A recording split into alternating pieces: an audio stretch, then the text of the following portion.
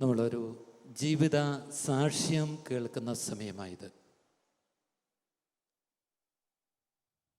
തൻ്റെ ജീവിതത്തിൻ്റെ യുവത്വത്തിൻ്റെ നാളുകളിൽ വെച്ച് ജീവിക്കുന്ന ദൈവത്തെ കണ്ടുമുട്ടിയ ഒരു വ്യക്തി, സത്യദൈവം ആരാണെന്നറിയാതെ ജീവിച്ചിരുന്ന നാളുകളിൽ അവനെ തന്നെ വെളിപ്പെടുത്തി കൊടുത്തുകൊണ്ട് ഇന്ന് ജീവിക്കുന്ന ദൈവത്തിൻ്റെ ശക്തമായ ഒരു സാക്ഷിയായി തീർന്ന മേരി ഹേമലത എന്ന ടീച്ചറാണ് നമുക്ക് വേണ്ടി ഇന്ന് സാക്ഷ്യ ശുശ്രൂഷ പങ്കുവെക്കുവാൻ വേണ്ടി ദൈവത്തിൻ്റെ ആത്മാവ് കൂട്ടിക്കൊണ്ടുവന്നിരിക്കുന്നത്. 39 വർഷമായിട്ട് യേശുക്രിസ്തുവിനെ ജീവിതത്തിൻ്റെ രക്ഷകനെന്ന ആദരമായി സ്വീകരിച്ച് അവനു വേണ്ടി ശക്തമായി സാക്ഷ്യം വഹിക്കുന്നൊരു വ്യക്തിയാണ് ടീച്ചർ. ഇന്ന് ഔദ്യോഗിക ജീവിതത്തിൽ നിന്ന് വിരമിച്ചതിനു ശേഷവും യുവജനങ്ങൾക്കിടയിലും വിദ്യാർത്ഥികൾക്കിടയിലും യേശുവിന് സാക്ഷ്യം വഹിച്ചുകൊണ്ട് ശക്തമായ പ്രബോധനങ്ങളിലൂടെ ജീവിത സാക്ഷ്യത്തിലൂടെ അനേക ആത്മാക്കളെ തൊടുവാനുള്ള ഒരഭിഷേകം ടീച്ചറിൻ്റെ ശുശ്രൂഷയിൽ നിറഞ്ഞു നിൽപ്പുണ്ട്.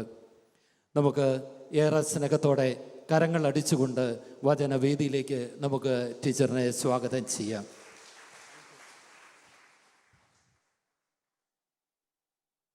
ഈശോ മിശിഹായ്ക്ക് സ്തുതിയായിരിക്കട്ടെ.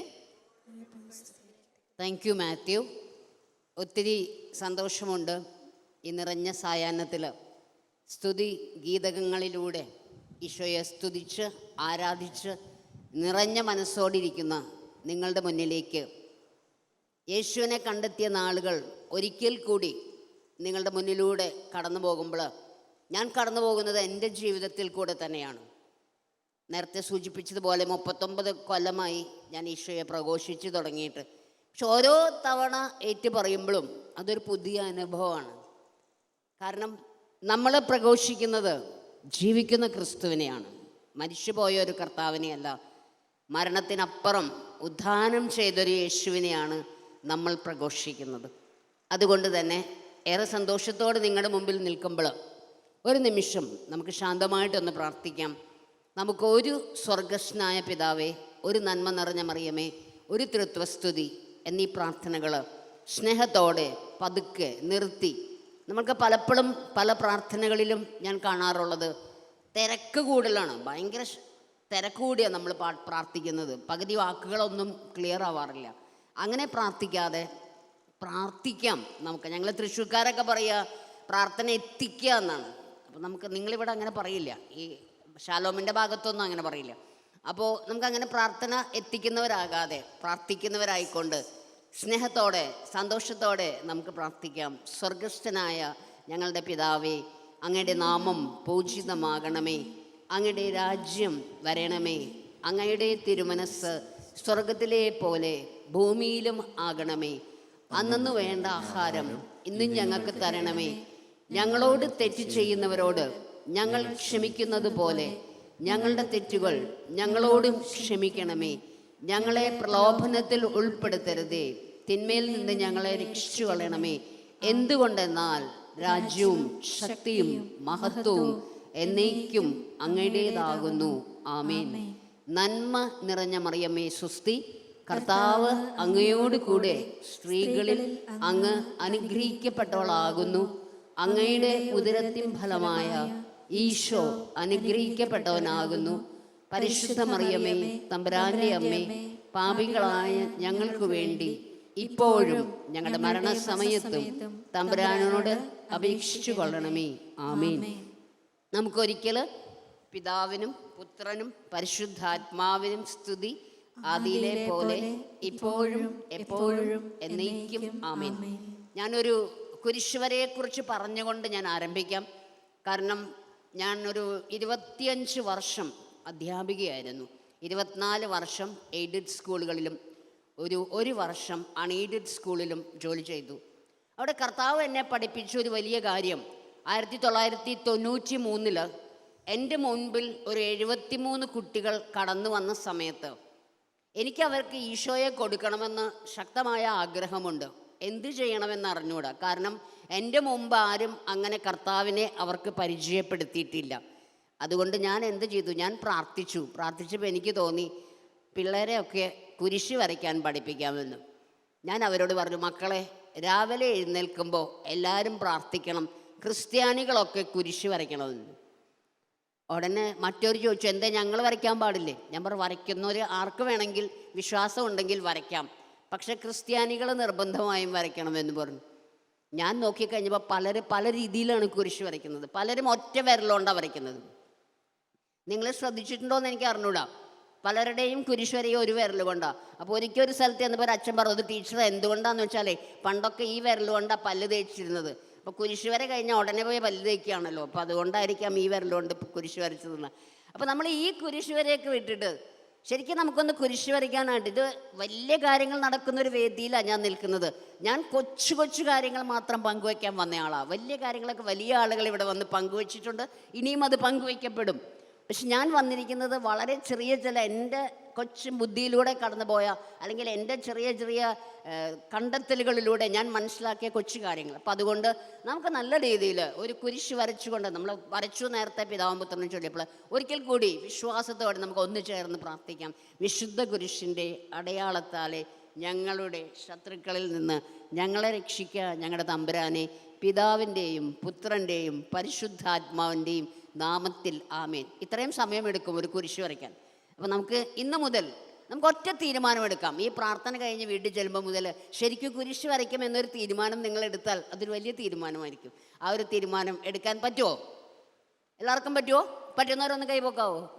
Very good, praise God. Okay, അപ്പോൾ ഞാൻ എന്നെ തന്നെ പരിചയപ്പെടുത്താം. നേരത്തെ മാത്യു പറഞ്ഞു, എൻ്റെ പേര് ഹേമലത എന്നാണ്. പേര് കേൾക്കുമ്പോഴേ നിങ്ങൾക്കറിയാമല്ലേ, നിങ്ങളുടെ പോലത്തെ ഭാഗ്യമൊന്നും എനിക്ക് കിട്ടിയില്ല. 3 മാസത്തിനുള്ളിൽ മാമോദീസ മുങ്ങാനൊന്നും എനിക്ക് പറ്റിയില്ല. പക്ഷേ തമ്പുരാൻ്റെ വലിയ കൃപയിൽ തമ്പുരാൻ ആരാണെന്ന് തിരിച്ചറിയാനുള്ള കൃപ ഈശോ നൽകി. പൗലോസ് ശ്ലീഹ 1 കൊറിന്തോസർക്ക് എഴുതിയ 1-ാം ലേഖനം 15-ാം അധ്യായം 10-ാം വാക്യം പറയുന്നു, ഞാൻ എന്തായിരിക്കുന്നുവോ അത് ദൈവകൃപയാലാണ്.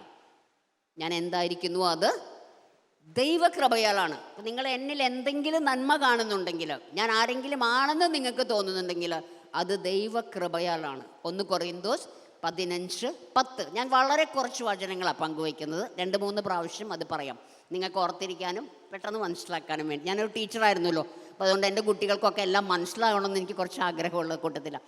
അപ്പോൾ അതുകൊണ്ടാണ്. അപ്പോൾ ഞാൻ എന്തായിരിക്കുന്നുവോ അത് ദൈവകൃപയാലാണ്. അപ്പോൾ എൻ്റെ മാതാപിതാക്കന്മാർ ക്രിസ്തുവിനെ അറിഞ്ഞവരല്ല. എൻ്റെ അച്ഛൻ്റെ പേര് രാമസ്വാമി അയ്യർ എന്നാണ്, എൻ്റെ അമ്മയുടെ പേര് മീനാക്ഷി എന്നാണ്. അവർ 2 പേരും ക്രിസ്ത്യാനികളല്ല. പക്ഷേ ഞങ്ങളുടെ കുടുംബത്തിൽ ഞാൻ ജനിച്ചത് 5ാമത്തെ പെൺകുട്ടിയായിട്ടാണ്. അപ്പോൾ വീട്ടിൽ ജനിച്ച് കുറച്ച് ദിവസം അത് പ്രത്യേകതയുണ്ട്. അച്ഛൻ്റെ 50ാമത്തെ വയസ്സിലും അമ്മയുടെ 40ാമത്തെ വയസ്സിലുമാണ് ഞാൻ ഈ ലോകത്തേക്ക് കടന്നു വരുന്നത്. അതുകൊണ്ട് തന്നെ നിങ്ങൾക്ക് മനസ്സിലായിട്ടുണ്ടാവും. ഇപ്പം കണ്ട എൻ്റെ മുടിയൊക്കെ കണ്ട, ഇതുപോലെയായിരുന്നു എൻ്റെ അച്ഛൻ്റെ മുടിയും ഞാൻ ജനിച്ചപ്പോൾ മുതൽ. അത്രയ്ക്കും പ്രായമായിട്ടുണ്ടായ കുട്ടിയാണ്. അപ്പോൾ ഞാൻ 1-ാം ക്ലാസ് ആയി കഴിഞ്ഞിട്ട് ഞാനും അച്ഛനും കൂടി ഇങ്ങനെ റോട്ടിൽ കൂടെ നടന്നു പോകുമ്പോൾ എല്ലാവരും ചോദിക്കും, ഇതാരാ സ്വാമി? ഉടനെ അച്ഛൻ പറയും, ഇത് മനസ്സിലായില്ലേ, ഇതെൻ്റെ റിട്ടയർമെൻറ്റ് ബെനിഫിറ്റാണ് എന്ന് പറഞ്ഞാൽ 50ാമത്തെ വയസ്സിലുണ്ടായ കുട്ടി 55 വയസ്സിൽ അച്ഛൻ റിട്ടയർ ചെയ്തു. 1-ാം ക്ലാസ്സിൽ പഠിക്കുന്ന എനിക്ക് റിട്ടയർമെൻറ്റും അറിയില്ല, ബെനിഫിറ്റും അറിയില്ല. പക്ഷെ എന്തോ ഒരു നല്ല കാര്യമാണെന്ന് മനസ്സിലായി. കാരണം എല്ലാവരും ചിരിക്കും, ഓ അങ്ങനെയാണല്ലേ. അപ്പോൾ ഈശോ നമ്മളെ ഓരോരുത്തരെയും നോക്കി പറയുന്നുണ്ട്, ഞാനും നീയും ഒരു ബെനിഫിറ്റാണ്. യെശയ്യാ പ്രവചനത്തിൽ 43:4 പറയുന്നു, നീ എനിക്ക് പ്രിയങ്കരനും ബഹുമാന്യനും അമൂല്യനുമാണ്. അപ്പോൾ ഈശോ നമ്മളോട് പറഞ്ഞു വയ്ക്കുന്നുണ്ട്, ഞാനും നിങ്ങളും ഈശോയ്ക്ക് ബഹുമാന്യരാണ്, അമൂല്യരാണ് എന്ന് ഈശോ പറഞ്ഞു വയ്ക്കുന്നു. അതുകൊണ്ട് തന്നെ നമ്മൾ പ്രിയപ്പെട്ടവരാണ്. ഇനി ഞാൻ മുന്നോട്ട് പോവുകയാണ്. എൻ്റെ ജീവിതം തുടക്കത്തിൽ വലിയ സന്തോഷകരമായിരുന്നെങ്കിലും പിന്നീട് 7-ാം ക്ലാസ്സിൽ വെച്ച് 1971 എനിക്ക് എൻ്റെ അമ്മയെ നഷ്ടപ്പെട്ടു. അമ്മ മരിച്ചുപോയി. ഞങ്ങൾ 5 പെൺകുട്ടികളാണെന്ന് പറഞ്ഞല്ലോ. 8-ാം ക്ലാസ്സിൽ വെച്ച് എൻ്റെ അച്ഛനൊരു തീരുമാനമെടുത്തു. അതുവരെ മലയാളം മീഡിയം സ്കൂളിൽ മലയാളം എന്ന ഭാഷ പഠിച്ച എന്നെ 8-ാം ക്ലാസ്സിൽ ഇംഗ്ലീഷ് മീഡിയം സ്കൂളിൽ സംസ്കൃതം എന്ന ഭാഷ എടുത്ത് പഠിപ്പിക്കാനായിട്ട് തീരുമാനിച്ചു. അങ്ങനെ ഞാൻ പോകുന്നത് തൃശ്ശൂർ ചെമ്പുക്കാവ് എന്ന് പറയുന്ന പ്രദേശത്തുള്ള ഹോളി ഫാമിലി കോൺവെൻറ്റ് ഗേൾസ് ഹൈസ്കൂളിലാണ്. അവിടെ ഞാൻ പോകുന്നു. അവിടെ ഞാൻ പഠിക്കാൻ തുടങ്ങുന്നു. പക്ഷെ ഒന്നും മനസ്സിലാവുന്നില്ല. കാരണം ഞാൻ ഇംഗ്ലീഷ് മീഡിയത്തിലാണ്. ഒരു വാക്കും മനസ്സിലാവുന്നില്ല. അങ്ങനെ എല്ലാ ക്ലാസ്സിലും ഞാൻ തല കുമ്പിട്ടിരിക്കും, ഒന്നും മനസ്സിലാവാത്തതുകൊണ്ട്. പക്ഷെ നല്ല അധ്യാപകരായിരുന്നു, അവരെന്നെ ഒത്തിരി സഹായിക്കുകയും ചെയ്തിട്ടുണ്ട്. അതുകൊണ്ട് തന്നെ അത് കഴിഞ്ഞ് ഒരു ദിവസം ഞാൻ ഉച്ചയ്ക്ക് നോക്കിക്കഴിഞ്ഞപ്പോൾ എൻ്റെ കൂട്ടുകാർ ഉച്ച നേരത്തെ എവിടെയോ പോകുന്നുണ്ട്. അപ്പോൾ ഞാൻ അവരോട് ചോദിച്ചു, നിങ്ങൾ എവിടേക്കാണ് പോണേ? അവർ പറഞ്ഞു, ഞങ്ങൾ പള്ളിയിൽ പോവാം. ഞാൻ പറഞ്ഞു, നട്ടുച്ച നേരത്തോ? ഞാനും പ്രാർത്ഥിക്കാറൊക്കെ ഉണ്ട്. ഞാൻ രാവിലെ പ്രാർത്ഥിക്കും, രാത്രി പ്രാർത്ഥിക്കും, വൈകുന്നേരം പ്രാർത്ഥിക്കും. പക്ഷെ പള്ളിയിൽ നട്ടുച്ചയ്ക്ക് പോകാറില്ല. അവർ പറഞ്ഞു, ഞങ്ങൾ പള്ളിയിലേക്കാണ് പോകുന്നേ. ഞാനും പോയി അവരുടെ കൂടെ. ഞാൻ അവിടെ ചെന്നു. ഞാൻ നോക്കിക്കഴിഞ്ഞപ്പോൾ ജീവിതത്തിൽ ആദ്യമായിട്ട് ഞാനൊരു കുരിശ് രൂപം കാണും. നിങ്ങൾ ജനിച്ചപ്പം മുതൽ അല്ലെങ്കിൽ ഓർമ്മ വെച്ച കാലം മുതൽ കണ്ടു തുടങ്ങിയ കുരിശ് രൂപം ഞാൻ കാണുന്നത് 12ാമത്തെ വയസ്സിലാണ്. സത്യം പറഞ്ഞാൽ വല്ലാത്ത സങ്കടം തോന്നി. ഇത് സാറില്ല കേട്ടോ, ഇത് ഇടയ്ക്ക് ഉണ്ടാവാറുണ്ട്. എന്താണെന്നറിയോ, ഇതിനൊരു വചനമുണ്ട്. ഞാൻ ആ വചനം ഇവിടെ എടുത്തു വെച്ചിട്ടുണ്ട്. എനിക്കറിയാം ഇത് സംഭവിക്കും എന്നുള്ളത്. ഇങ്ങനെ ചിലപ്പോൾ വരാറുണ്ട്, കർത്താവിനെക്കുറിച്ച് പ്രഘോഷിച്ച് തുടങ്ങുമ്പോൾ ഇങ്ങനെ ഉണ്ടാകാറുണ്ട്. അത് ഇതാണ്, കൊറിന്തോസുകാർക്ക് എഴുതിയ 2-ാം ലേഖനം 12-ാം അധ്യായം 10-ാം വാക്യം പറയുന്നു, ബലഹീനതകളിലും ആക്ഷേപങ്ങളിലും ഞെരുക്കങ്ങളിലും പീഡനങ്ങളിലും അത്യാഹിതങ്ങളിലും ഞാൻ ക്രിസ്തുവിനെ പ്രതി സന്തുഷ്ടനാണ്. എന്തെന്നാൽ ബലഹീനനായിരിക്കുമ്പോഴാണ് ഞാൻ ശക്തനായിരിക്കുന്നത്, ഞാൻ ചുമയ്ക്കുമ്പോഴാണ് ഞാൻ ശക്തയാകുന്നത്. എൻ്റെ ബലഹീനതയാണ് എൻ്റെ ശക്തി. ലോകം പറയും എൻ്റെ ശക്തിയാണ് എൻ്റെ ശക്തി, ഞാൻ പറയും എൻ്റെ ബലഹീനതയാണ് എൻ്റെ ശക്തി. ഞാൻ പറഞ്ഞതല്ല, പൗലോസ്ലീഹ പറഞ്ഞു വെച്ചിരിക്കുന്നതാണ്. അത് വർഷങ്ങൾക്ക് മുമ്പ് 2 കൊറിന്തോസ് 12-ാം അധ്യായം 10-ാം വാക്യം. 2 കൊറിന്തോസ് 12:10. ഞാൻ ക്രിസ്തുവിനെ പ്രതി സന്തുഷ്ടനാണ്, എന്തെന്നാൽ ബലഹീനനായിരിക്കുമ്പോഴാണ് ഞാൻ ശക്തനായിരിക്കുന്നത്. കഴിഞ്ഞ 2-3 ദിവസമായി ചുമ തുടങ്ങിയിട്ട്. അപ്പോൾ എനിക്കറിയാം ഇതെൻ്റെ ശക്തിയല്ല, കർത്താവിൻ്റെ ശക്തിയാണ് പ്രകടിപ്പിക്കാനുള്ള പ്രത്യേക കൃപയാണ്, ഒരു കൃപയാണ്. ഇത് കാണിച്ചു തരികയാണ് ഈശോ നിങ്ങൾക്കൊക്കെ. നിങ്ങൾ ഭയങ്കര ശക്തരായിരിക്കുമ്പോഴല്ല, നിങ്ങൾ ബലഹീനരായിരിക്കുമ്പോൾ ഈശോ നിങ്ങളെ ശക്തിപ്പെടുത്തും. അതുകൊണ്ട് ആരെങ്കിലും സ്വന്തം ബലഹീനതയെപ്പറ്റി വിഷമിക്കുന്നുണ്ടെങ്കിൽ വിഷമിക്കേണ്ട, ഈശോ നിങ്ങളുടെ കൂടെയുണ്ട്. ഈശോ നിങ്ങളെ ശക്തിപ്പെടുത്തും, സുഖപ്പെടുത്തും. ഓക്കെ, ഞാൻ തുടരുകയാണ്. ഞാൻ അങ്ങനെ പോകുന്നു, കോൺവെൻറ്റിൽ ചെല്ലുന്നു. ചാപ്പലിൽ ഞാൻ ഈശോയുടെ ക്രൂശിത രൂപം കാണുന്നു. ഞാൻ അടുത്ത് ചെന്നിട്ട് ചോദിച്ചു, actually what happened in your life? എന്ത് സംഭവിച്ചു? എനിക്കറിയില്ല ഇതെന്താ സംഭവമെന്ന്. അപ്പം എനിക്ക് വല്ലാത്ത സങ്കടം തോന്നി. ഞങ്ങളുടെ സ്കൂളിലും ഇതുപോലെ തൊടാവുന്ന അടുത്ത് തന്നെയാണ് വെച്ചിരുന്നത് ഈശോയെ. ഞാൻ പതുക്കെ അടുത്ത് ചെന്ന് കർത്താവിൻ്റെ കയ്യും കാലും ഒക്കെ ഒഴിഞ്ഞു കൊടുത്തു. എന്നിട്ട് ഞാൻ പറഞ്ഞു, ഐ എം വെരി സോറി. എന്താ പറ്റി ഈശോ? എനിക്ക് അറിഞ്ഞൂടാ, ഇതാരാ ചെയ്ത ഈ പണിയെന്ന് എനിക്ക് അറിഞ്ഞൂടാ, എന്താ സംഭവിച്ചതെന്ന് എനിക്ക് അറിഞ്ഞുകൂടാ.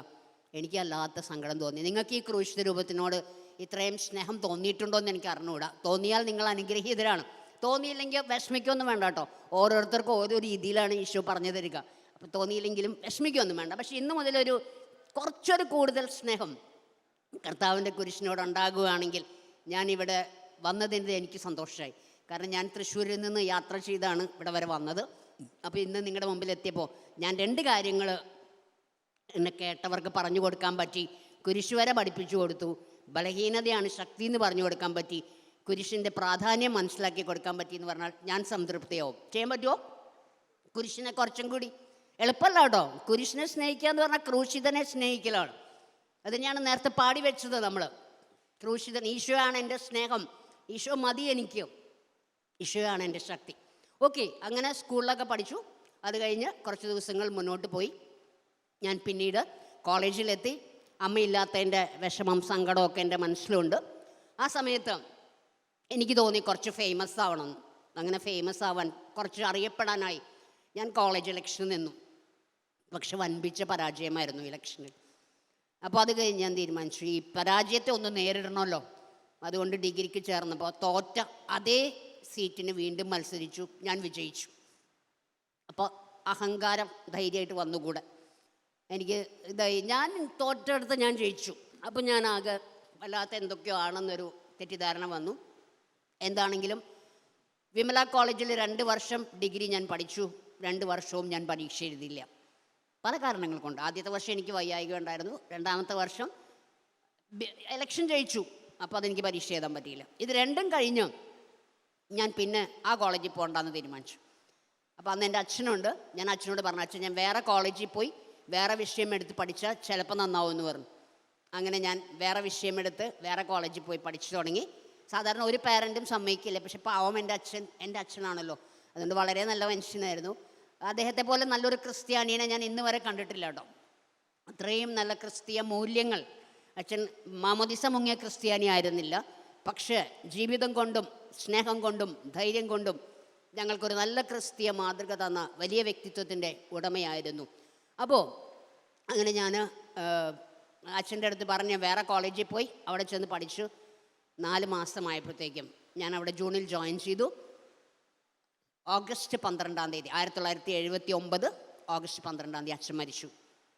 അമ്മയില്ല, അച്ഛനില്ല, സ്വത്തില്ല, സമ്പത്തില്ല, ബാങ്ക് ബാലൻസ് കാര്യമായിട്ടില്ല, യാതൊരു തരത്തിലും മുന്നോട്ട് പോകാൻ ഒരു വഴി കാണുന്നില്ല. ചേച്ചിമാരൊക്കെ ആയിട്ട് നല്ല സ്നേഹമാണ്, അവരടി യാതൊരു പ്രശ്നമില്ല, അന്നുമില്ല ഇന്നുമില്ല. പക്ഷെ എങ്കിലും എൻ്റെ ഉള്ളിൻ്റെ ഉള്ളിൽ ഞാൻ ആർക്കും വേണ്ടാത്തൊരു വ്യക്തിയാണ്. എന്നെ ആർക്കും വേണ്ട. നിങ്ങൾക്ക് പലർക്കും ഇത് തോന്നിയിട്ടുണ്ടാകാം. എന്നെ കേൾക്കുന്ന ലോകത്തിൻ്റെ ഏതെങ്കിലുമൊക്കെ ഭാഗത്തുള്ള ആർക്കെങ്കിലുമൊക്കെ തോന്നിയിട്ടുണ്ടാവും ഇത്. പലർക്കും തോന്നാറുണ്ട്. എനിക്കും അത് തന്നെ തോന്നി. അതിൻ്റെ അടുത്ത പടി നമുക്കറിയാമല്ലോ, ജീവിതം അവസാനിപ്പിക്കാം. അപ്പോൾ അതിനു മുമ്പ് എനിക്കൊരാഗ്രഹം ഉണ്ടായിരുന്നു, ഒരു ജോലി കിട്ടണം. അധികം ദിവസത്തേക്ക് വേണ്ട, 1 മാസത്തേക്ക് ഒരു ശമ്പളം കിട്ടാവുന്ന ജോലി വേണം. ആ ജോലി കിട്ടി 1 മാസത്തെ ശമ്പളം കിട്ടിയാൽ ഉടനെ എന്തെങ്കിലും ഒരു സാധനം വാങ്ങിച്ച് ജീവിതം അങ്ങ് അവസാനിപ്പിക്കുക. അതിനു വേണ്ടി പഠിക്കാൻ പോയി ഞാൻ എറണാകുളത്ത് വിമലാലയം എന്ന് പറയുന്ന സ്ഥാപനത്തിൽ. അവിടെ ചെന്ന് പഠിച്ചു തുടങ്ങിയപ്പോൾ, ഞാൻ ഈ പറയുന്നത് 1980-ലാണ് കേട്ടോ. കേരളത്തിൽ ധ്യാന കേന്ദ്രങ്ങൾ അധികമൊന്നും വന്നിട്ടില്ലാത്തൊരു കാലഘട്ടം. അപ്പോൾ ഞാൻ അവിടെ പഠിക്കാനായിട്ട് ചെന്നു. അവിടെ ചെന്ന് കുറച്ച് ദിവസം കഴിഞ്ഞപ്പോൾ, നേരത്തെ സ്കൂളിലത്തെ ഉച്ചപ്രാർത്ഥന പോലെ ഞാൻ നോക്കുമ്പോൾ ഒരു സിസ്റ്റർ ഒരു സ്ഥലത്ത് പോയിരുന്ന് 3-4 പിള്ളേരെയും കൂട്ടിയിരുന്ന് പ്രാർത്ഥിക്കുന്നു. ഞാൻ കുറച്ച് ദിവസം സിസ്റ്ററിൻ്റെ പിന്നാലെ പോയി. അത് കഴിഞ്ഞിട്ട് സിസ്റ്റർ ഈ നാട്ടുകാരിയാണ് കേട്ടോ, ഇവിടുത്തെ ഉള്ള സുഭാഷിൻ്റെ അമ്മായിയായിരുന്നു. സിസ്റ്റർ മേരിക്കുട്ടി ജോസഫ് എന്നാണ് പേര്. സിസ്റ്റർ വിമലാലയത്തിലുണ്ടായിരുന്ന ആളാണ്. അപ്പോൾ സിസ്റ്റർ ഞാൻ നോക്കിയപ്പോൾ പിള്ളേരുടെ കൂടെ പ്രാർത്ഥിക്കുന്നു. ഞാൻ ചോദിച്ചു, ഞാനൊരു ഹിന്ദുവാണ്, ഞാൻ വരാൻ പാടുമോ? സിസ്റ്റർ പറഞ്ഞു, വരൂ, അതിനെന്താ, ഹേമ വരൂ എന്ന് പറഞ്ഞു. ഞാൻ പോയി ചെന്നിരുന്നു. അപ്പം ഞാൻ നോക്കിയപ്പോൾ ഇവരെല്ലാവരും നന്ദി പറഞ്ഞ് സ്തുതിച്ചൊക്കെയാണ് പ്രാർത്ഥിക്കുന്നത്. ഞാൻ നോക്കിയപ്പോൾ എനിക്കൊന്നും നന്ദി പറയാനില്ല. എന്താ ഞാൻ നന്ദി പറയാം? അപ്പോൾ എനിക്ക് സങ്കടമായി, എനിക്ക് മാത്രം നന്ദി പറയാനൊന്നുമില്ല. അപ്പോൾ ഞാൻ പറഞ്ഞു, ഒരു കാര്യം ചെയ്യാം, നാളെ മുതൽ കൈ തന്നതിന് നന്ദി പറയാം, കാല് തന്നതിന് നന്ദി പറയാം, അങ്ങനെയും പ്രാർത്ഥിക്കാമല്ലേ. അപ്പോൾ ഞാൻ പിറ്റേ ദിവസം പറഞ്ഞു, കർത്താവേ, കൈകൾ തന്നതിന് നന്ദി പറയുന്നു, കാലുകൾ തന്നതിന് നന്ദി പറയുന്നു. കുഴപ്പമില്ല, എല്ലാവരും എൻ്റെ കൂടെ പറഞ്ഞു, കർത്താവേ, ഞങ്ങൾ അങ്ങേക്ക് നന്ദി പറയുന്നു. അപ്പോൾ എനിക്ക് സമാധാനമായി. ഇങ്ങനെയും പ്രാർത്ഥിക്കാം അല്ലേ. ഞാൻ ആദ്യമായിട്ടാണ് നന്ദി പറഞ്ഞ് പ്രാർത്ഥിക്കുന്നത്, സ്തുതിച്ച് പ്രാർത്ഥിക്കുന്നത്, ആരാധിച്ച് പ്രാർത്ഥിക്കുന്നതൊക്കെ. എന്താണെങ്കിലും അത് കഴിഞ്ഞു. പിന്നീട് അത് കഴിഞ്ഞ് ഞാൻ അവിടെ തന്നെ കൂടുതൽ എന്നും ചാപ്പലിൽ പോയി തുടങ്ങി, പ്രാർത്ഥിച്ചു തുടങ്ങി. അതിനെ തുടർന്ന് 1981 ഞാൻ എറണാകുളം സെൻറ്റ് തെരേസാസ് കോളേജ് സ്റ്റുഡൻസിന് വേണ്ടി അവിടുത്തെ ഹോസ്റ്റലിൽ കുറച്ച് കുട്ടികൾക്ക് വേണ്ടി നടത്തിയ ഒരു ധ്യാനത്തിലാണ് ഞാൻ ആദ്യമായി ധ്യാനം കൂടുന്നത്. ബ്രദർ ഫ്രിറ്റ്സ് മസ്കരീനാസ് എന്ന് പറയുന്ന ഒരു ബ്രദറും ഫാദർ റിബലോ SJ എന്ന് പറയുന്ന ഒരു അച്ഛനും കൂടി നടത്തി. അവർ 2 പേരും കേരളീയരല്ല, 2 പേരും, ഒരാൾ മംഗലാപുരംകാരനും ഒരാൾ ബാംഗ്ലൂരുകാരനുമാണ്. അവരാണ് ആദ്യത്തെ ഞാൻ കൂടിയ ധ്യാനം. ഇംഗ്ലീഷ് ധ്യാനമാണ്. അപ്പോൾ അന്നത്തെ ധ്യാനത്തിൻ്റെ പ്രത്യേകത, സ്ഥാപനങ്ങളിൽ ധ്യാനിപ്പിക്കുമ്പോൾ ആദ്യത്തെ 3 ദിവസം കഴിഞ്ഞ് നമ്മളൊരു ഇൻ്റർവെൽ തരും. ഒരു 2 മാസത്തെ ഗ്യാപ്പ് ഉണ്ടാവും, ഇടവേളയുണ്ട്. അത് കഴിഞ്ഞിട്ടാണ് അടുത്ത പ്രാർത്ഥന. എന്ന് പറഞ്ഞാൽ ആന്തരിക സൗഖ്യം വരെ പ്രാർത്ഥിച്ചിട്ട് നമ്മളോട് വീട്ടിൽ പോകോളാൻ പറയും. എന്നിട്ട് പറയും, താല്പര്യമുള്ളവർ മാത്രം അടുത്ത ഭാഗത്തേക്ക് വന്നാൽ മതി എന്ന് പറയും. അപ്പോൾ എന്താ ഉണ്ടാവുക? ആദ്യത്തെ ധ്യാനത്തിന് 150 പേരുണ്ടെങ്കിൽ പിന്നത്തെ ധ്യാനത്തിന് 15 പേരേ ഉണ്ടാവുള്ളൂ. കാരണം താല്പര്യമുള്ളവർ അത്ര പേരെ ഉണ്ടാവാറുള്ളൂ. പക്ഷെ അവർക്കൊരു സങ്കടം ഉണ്ടായിരുന്നില്ല, അവരതിന് റെഡിയായിരുന്നു. ആ 15 പേർക്ക് വേണ്ടി അവർ ബാംഗ്ലൂരിൽ നിന്നൊക്കെ വന്ന് ധ്യാനിപ്പിക്കുമായിരുന്നു. അപ്പോൾ അങ്ങനെ കൂടിയ ധ്യാനമാണ്. അപ്പോൾ ആദ്യത്തെ 3 ദിവസം കഴിഞ്ഞു. എനിക്ക് നല്ല സന്തോഷമായി. ഈശോയെക്കുറിച്ച് നല്ല പാട്ടുകൾ, ബൈബിളൊക്കെ ഞാൻ ബൈബിൾ ജീവിതത്തിൽ കണ്ടിട്ടില്ലല്ലോ. ഞാൻ അത് കുറേ ഇങ്ങനെ പറയും, ജെറമയ, ഐശയ, അങ്ങനെ. അപ്പോൾ ഞാൻ എല്ലാം എടുത്ത് ഓരോന്നായിട്ട് ഊണ് കഴിക്കാൻ നേരമില്ല, കുളിക്കാൻ നേരമില്ല. കാരണം ഇത് മുഴുവൻ വായിക്കണ്ടേ. ഭയങ്കര ബിസിയായിട്ട് ധ്യാനിക്കുവാൻ. അത് കഴിഞ്ഞ് ധ്യാനമൊക്കെ കഴിഞ്ഞ് അവർ പോയി കഴിഞ്ഞപ്പോൾ ഞാൻ ഈശോയോട് ചോദിച്ചു തുടങ്ങി, ഈശോയെ എനിക്ക് കുറച്ചൊക്കെ മനസ്സിലായി, പക്ഷെ അധികം പിടികിട്ടിയിട്ടില്ല. ഞാൻ എന്താ ചെയ്യേണ്ടത്? എനിക്ക് ഇനിയും നിന്നെക്കുറിച്ച് മനസ്സിലാകണം. നീ ആരാണ്? എന്താ നിൻ്റെ പ്രത്യേകത? നിന്നെ എനിക്ക് വെളിപ്പെടുത്തി തരണം. അങ്ങനെ ഞാൻ പ്രാർത്ഥിച്ചുകൊണ്ടിരുന്നപ്പോൾ പ്രിയപ്പെട്ടവരെ, ഞാനൊരു ദർശനം കാണുകയാണ്. നിങ്ങൾ പേടിക്കണ്ട കേട്ടോ. ഈ ദർശനം എന്ന് പറഞ്ഞത് ഞങ്ങളിങ്ങനെ കുറച്ച് ഇൻവേർട്ടഡ് കോമയിലുള്ളവർക്കുള്ളതൊന്നുമല്ല. ഇതൊക്കെ നിങ്ങൾക്കും കാണാം. അത് പ്രത്യേകിച്ച് ഇവിടെ ഈ കൂരാച്ചുണ്ടുകാരൊക്കെയാണ് ആദ്യമായിട്ട് ദർശനം കണ്ട മനുഷ്യരെന്നാണ് എൻ്റെ അറിവ്. അപ്പോൾ അതുകൊണ്ട് ഇവിടെ നിന്നാണ് ഈ സംഭവം ബാക്കി കേരളത്തിൻ്റെയും ഇന്ത്യയുടെയും ലോകത്തിൻ്റെയും ഭാഗത്തേക്കൊക്കെ പോയിട്ടുള്ളത്. ഈ ഭാഗത്തു നിന്നാണ്, ഈ നോർത്ത് കേരളയിൽ നിന്നാണ്. നിങ്ങൾക്ക് നല്ല അഭിമാനിക്കാം ആ കാര്യത്തിൽ. അപ്പോൾ ഞാൻ കാണുന്ന ദർശനം എങ്ങനെയാണ്? കഴുതപ്പുറത്ത് വരുന്ന ഈശോ കഴുതപ്പുറത്ത് വന്നിട്ട് എന്നോട് പറയാണ്, ഞാൻ കഴുതപ്പുറത്ത് വന്നവനാണ്, ആ കഴുത നീയാണ്, നിന്നെ എനിക്ക് ആവശ്യമുണ്ട്. ഒരു കർത്താവിന് ഒരു കയ്യടി കൊടുക്കാമോ? ഞാൻ എനിക്കല്ല കേട്ടോ, കഴുതപ്പുറത്ത് വന്നവനാണ് കയ്യടി. കഴുതപ്പുറത്ത് വന്നു എന്ന് എനിക്ക് ബോധ്യപ്പെടുത്തി തന്നവനും. ഇതുകൊണ്ട് തന്നെ നിങ്ങളെ ആരെങ്കിലും കഴുത എന്ന് വിളിച്ചിട്ടുണ്ടെങ്കിൽ, അല്ലെങ്കിൽ മോശമായ എന്തെങ്കിലും പേരുണ്ടെങ്കിൽ, നിങ്ങൾക്കൊന്ന് സന്തോഷിക്കാൻ പറ്റുമോ? അഭിമാനിക്കാൻ പറ്റണം. കാരണം എൻ്റെ കർത്താവ് കഴുതപ്പുറത്ത് വന്നവനാ, ഇല്ലേ? നമുക്കത് പറയാൻ പറ്റണം അഭിമാനത്തോടെ. നമ്മളെ കഷ്ടതയിലും പ്രശ്നങ്ങളിലും പ്രയാസങ്ങളിലും ഒക്കെ അഭിമാനിക്കുന്നവരാണെന്നാണ് പൗലോസ്ലീഹ പറഞ്ഞു വയ്ക്കുന്നത്. റോമാക്കാർക്ക് എഴുതിയ ലേഖനത്തിൽ 5-ാം അധ്യായത്തിൽ പൗലോസ്ലീഹ ഇങ്ങനെയാണ് പറയുന്നത്, നമ്മുടെ കഷ്ടതകളിലും നാം അഭിമാനിക്കുന്നു. ഒന്ന് ആലോചിച്ച് നോക്കിയാൽ ആർക്കെങ്കിലും അങ്ങനെ പറയാൻ പറ്റുമോ? ഒരു ക്രിസ്ത്യാനിക്കല്ലാണ്ട്. എൻ്റെ കഷ്ടതകളാണ് എൻ്റെ ശക്തി, എൻ്റെ കഷ്ടതകളിൽ ഞാൻ അഭിമാനിക്കുന്നു. കുറച്ച് ബുദ്ധിമുട്ടല്ലേ? പറഞ്ഞാൽ മതി, പതുക്കെ ഇന്ന് തന്നെ പറയണ്ട. അതൊന്ന് ആലോചിച്ചിട്ടൊക്കെ പറഞ്ഞാൽ മതി. 4-5 ദിവസം കഴിഞ്ഞിട്ട്, ഒരാഴ്ചയൊക്കെ കഴിഞ്ഞ് പറഞ്ഞാലും മതി. ഇന്ന് പറയാൻ എളുപ്പമല്ല, എനിക്ക് എളുപ്പമല്ല അത് പറയാനുണ്ട്. നാം കഷ്ടതകളിൽ അഭിമാനിക്കുന്നു. എന്തുകൊണ്ടാണ്? നമ്മുടെ കഷ്ടതകളിൽ നാം അഭിമാനിക്കുന്നു. റോമാക്കാർക്ക് എഴുതിയ ലേഖനം 5-ാം അധ്യായം 3 മുതലുള്ള വാക്യങ്ങളാണ് ഞാൻ പറയുന്നത്. റോമ 5:3 മുതലുള്ള വാക്യങ്ങൾ. മാത്രമല്ല, നമ്മുടെ കഷ്ടതകളിലും നാം അഭിമാനിക്കുന്നു. എന്തെന്നാൽ കഷ്ടത സഹനശീലവും, സഹനശീലം ആത്മധൈര്യവും, ആത്മധൈര്യം പ്രത്യാശയും ഉളവാക്കുന്നു എന്ന് നാം അറിയുന്നു. പ്രത്യാശ നമ്മെ നിരാശരാക്കുന്നില്ല. കാരണം നമുക്ക് നൽകപ്പെട്ടിരിക്കുന്ന പരിശുദ്ധാത്മാവിലൂടെ ദൈവത്തിൻ്റെ സ്നേഹം നമ്മുടെ ഹൃദയങ്ങളിലേക്ക് ചൊരിയപ്പെട്ടിരിക്കുന്നു. വാക്യം റോമ 5:3 മുതലുള്ള വാക്യങ്ങൾ. ഓക്കെ, അപ്പം ഇങ്ങനെ കർത്താവ് നമുക്കൊരു പ്രത്യാശ നൽകുകയാണ്. ഞാൻ കഴുതപ്പുറത്ത് വന്നവനാണ്. അപ്പം എനിക്ക് ആകെ അത്ഭുതമായി. വേറെ ഒരു മൃഗത്തിനും കിട്ടിയില്ലേ കർത്താവിന് വരാനായിട്ട്? എന്തൊക്കെ മൃഗങ്ങളുണ്ടായിരുന്നു, അതിൻ്റെ ഏതിൻ്റെങ്കിലും ഒന്ന് പുറത്ത് കയറി വരാറുണ്ട്. പക്ഷെ ബൈബിളിൽ ഉടനീളം ഈ കഴുതയുണ്ട്. ആദ്യകാലം മുതലുണ്ട്, പഴയ നിയമം മുതലുണ്ട്. മാതാവ് കഴുതപ്പുറത്താണ്. ഈശോയെ പ്രഗ്നൻ്റ് ആയിരിക്കുമ്പോൾ ഔസേപ്പിതാവും മാതാവും കൂടി വരുന്ന കഴുതപ്പുറത്താണ്. എല്ലാ സ്ഥലത്തും ഈ കഴുതയുണ്ട്. അപ്പോൾ കണ്ടോ, ഈശോയുടെ ജീവിതത്തിൽ അത്രയും പ്രധാനപ്പെട്ട ഒരാളാണ് ഈ കഴുത. അപ്പോൾ ഈശോ അതുകൊണ്ട് പറയാണ്, ഞാൻ കഴുതപ്പുറത്ത് വന്നവനാണ്, ആ കഴുത നീയാണ്, നിന്നെ എനിക്ക് ആവശ്യമുണ്ട്. ഇവിടെ ഇരിക്കുന്ന നിങ്ങൾ ഓരോരുത്തരും, എന്നെ കേട്ടുകൊണ്ടിരിക്കുന്ന നിങ്ങൾ ഓരോരുത്തരും, നിങ്ങളെ എന്നല്ല, ബഹുവചനമല്ല, നിന്നെ, you, I need you, I want you. എനിക്ക് നിന്നെ ആവശ്യമുണ്ട്. ഒരു നല്ല കൈയടി കൊടുക്കാമോ ഈശോയ്ക്ക്? നിന്നെ എനിക്ക് ആവശ്യമുണ്ടെന്ന് ഈശോ പറഞ്ഞു, എന്നോട് പറഞ്ഞു. എനിക്ക് ആകെ അത്ഭുതമായി. ഇപ്പം ഞാൻ പറഞ്ഞു, കർത്താവേ, എൻ്റെ അച്ഛൻ മരിച്ച പിന്നെ എന്നോട് ആരും എന്നെ ആവശ്യമുണ്ടെന്ന് പറഞ്ഞില്ല. ഇപ്പോൾ ധാരാളം പേരുണ്ട് കേട്ടോ പറയാനായിട്ട്. അപ്പം അങ്ങനെ ഈശോ നമ്മളെ നയിച്ചുകൊണ്ടിരിക്കുന്നു. കഴുതപ്പുറത്ത് വന്നവനാണ്. അപ്പം ഞാൻ പറഞ്ഞു, എനിക്ക് കുറച്ചൊക്കെ മനസ്സിലായി, മുഴുവൻ മനസ്സിലായില്ല. അത് കഴിഞ്ഞ് എന്നോട് ചോദിച്ചു, നിനക്ക് ആരാധിക്കാൻ 365 ദിവസവും ആരാധിക്കാൻ അനുവാദമുണ്ടോ? പറ്റുമോ? ഞാൻ പറഞ്ഞു, പറ്റില്ല. അപ്പോൾ ഈശോ കത്തോലിക്ക സഭയുടെ ഏറ്റവും വലിയൊരു കാര്യം എനിക്ക് പഠിപ്പിച്ചു തന്നു. ഞാൻ ദിവ്യ സക്രാരിയിൽ നിന്നെ കാത്ത് 365 ദിവസവും 24 മണിക്കൂറും കാത്തിരിക്കുന്നുണ്ട്. നിനക്ക് ഞാൻ വേണോ ദൈവമായിട്ട്? വേറെ ആരെങ്കിലും വേണോ? ഈശോയാണ് ഇത് വെളിപ്പെടുത്തി തന്നത്. ഞാനിത് പഠിച്ചിട്ടില്ല. ഞാൻ തിയോളജി ഒന്നും പഠിച്ചിട്ടില്ല. ഞാൻ കാറ്റഗിസം പഠിച്ചിട്ടില്ല. എനിക്കിതറിയില്ല. എന്നിട്ട് ഈ പള്ളിക്കകത്ത് സക്രാരി ഏതാണെന്ന് എനിക്കറിയില്ല.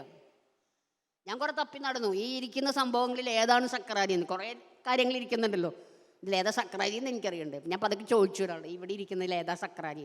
അപ്പം എന്നോട് ചോദിച്ചു അതെന്തേ. ഞാൻ പറഞ്ഞല്ല, എന്നോട് ഈശോ പറഞ്ഞു ഈശോ സക്രാരിയിലുണ്ടെന്ന്. അപ്പോൾ സക്രാരിയിലുള്ള ഈശോ, ദിവ്യകാരുണ്യ സാന്നിധ്യം, അതാണ് ഈശോ എനിക്ക് കാണിച്ചു തന്നത്. അത് കഴിഞ്ഞു ധ്യാനത്തിൻ്റെ ആദ്യത്തെ ഭാഗം കഴിഞ്ഞു. ഇങ്ങനെ കുറച്ച് വെളിപ്പെടുത്തലുകളൊക്കെ ഈശോ തന്നു. അത് കഴിഞ്ഞ് 1981 ഡിസംബർ 6-ാം തീയതി 11:30 മണി നേരത്ത് ഞങ്ങളോട് പറഞ്ഞു ഇപ്പം പരിശുദ്ധാത്മാവ് വരും.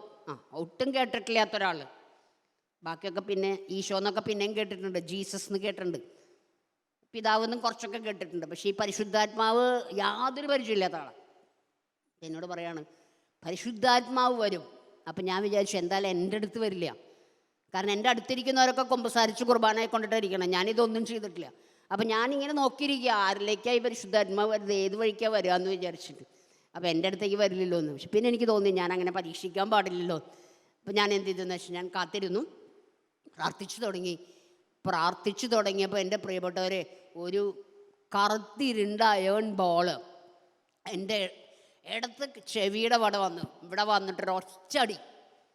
ബോൾ വരുന്നത് ഞാൻ കണ്ടു, പിന്നെ ഞാൻ ബോൾ കണ്ടില്ല. പക്ഷെ വേദന എനിക്ക് കിട്ടി, നല്ല വേദന. ഉടനെ ഞാൻ ആ സമയത്ത് എനിക്ക് പ്രാർത്ഥിക്കാനും പറ്റുന്നില്ല, ഒന്നും ചെയ്യാൻ പറ്റുന്നില്ല. ഞാൻ അവിടെ ഇങ്ങനെ ഇരുന്ന് പോയി. എനിക്ക് തോന്നുന്നു ഞാനിങ്ങനെയൊന്നും പ്രാർത്ഥിക്കേണ്ട കാര്യമില്ല, ഞാൻ വലിയ കുലത്തിൽ ജനിച്ച ആളാണ്, അങ്ങനെയാണ്, ഇതാണ് ഇതിൻ്റെ ഒന്നും ആവശ്യമില്ല, ഇതൊക്കെ എന്തൊക്കെയോ തെറ്റായ രീതിയാണ്. ആ സമയത്ത് ഞാൻ കാണുന്നത് ഒരു ആർച്ചിൻ്റെ ഉള്ളിൽ ഇംഗ്ലീഷിൽ എഴുതി വെച്ചേക്കാണ്, immediately pray to mother Mary, ഉടൻ മാതാവിനോട് മധ്യസ്ഥം പ്രാർത്ഥിക്കുക. കണ്ടോ, സഭയുടെ അടുത്ത പഠനം. ഇതൊന്നും എന്നോട് മനുഷ്യർ പറഞ്ഞിട്ടില്ല. അപ്പോൾ മാതാവിനോട് ഉടൻ മധ്യസ്ഥം പ്രാർത്ഥിക്കുക. അപ്പോൾ അങ്ങനെ ഞാൻ കാര്യങ്ങൾ മനസ്സിലാക്കി, ഈശോയെക്കുറിച്ച് കൂടുതൽ അറിഞ്ഞു. അപ്പോൾ ഈ പരിശുദ്ധാത്മാവ് വരുന്നു പറഞ്ഞു. അപ്പോൾ പരിശുദ്ധാത്മാവ് വരാൻ വേണ്ടി ഞാൻ പ്രാർത്ഥിച്ചു, മാതാവ് വന്ന് സഹായിക്കുന്നു പറഞ്ഞു.